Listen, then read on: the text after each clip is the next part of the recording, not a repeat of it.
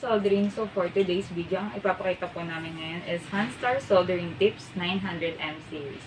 So meron po siyang 4 na klaseng tips: conical tips, chisel tips, bevel tips, and knife type. So unahin po natin ang conical tips. Sa conical tips po, meron po tayong 900 MTB. So ito po siya. 900 MTB general purpose tip, standard tip as supplied with a new station. So ang sumunod naman po ay 900 MTI. So ito po siya. 900 MTI fine point tips, popular for SMD work. So ang sumunod naman po ay 900 TSB. 900 TSB high thermal mass tip used where move visibility is required. So ang sunod naman po is 900 TSI. 900 TSI general purpose tip, short reach for maximum heat transfer. And next po is 900 MTLB. 900 MTLB fine point tip with extended reach, popular for SMD work.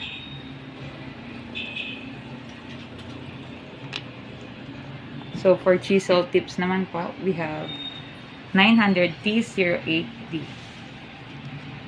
So ito po siya. 0.8mm chisel tip. Next po is 900. Ang sunod po natin is 1.2D.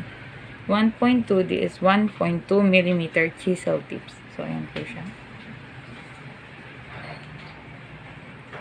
Ang sunod po natin is 900 MT 1.6D. So, ito po siya. 1.6D is 1.6mm chisel tip, popular for general purpose work. Next po natin is 900 MT 2.4D. Ito po siya. 2.4mm chisel tip. Ang sumunod naman po is 3.2D. Ito po siya. 3.2D, 3.2mm chisel tip used for soldering larger flat terminals. Next po is the bevel tips.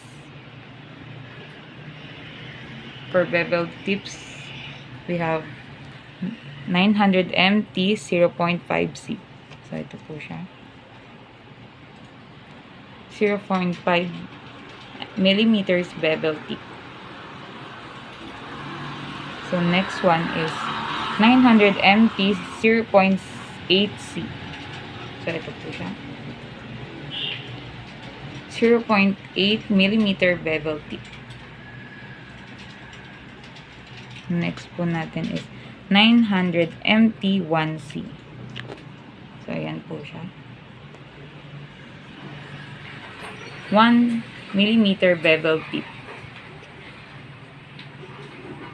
Next po is 900 MT 1.5CF. 1.5mm bevel tip, thin only on the flat. Next po natin is 900 MT2C. 900 MT2C, 2mm bevel tip. So, ayan po siya.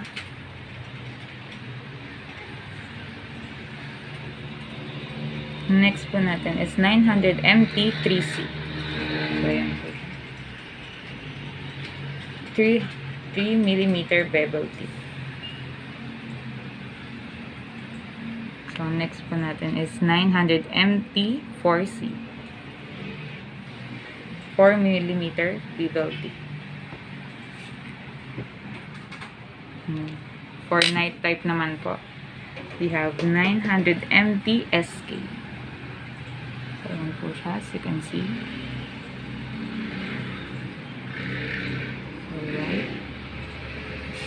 Next is 900 MTK. So, ito po siya. As you can see po, the tip. For the last is 900 MT 1 to 25.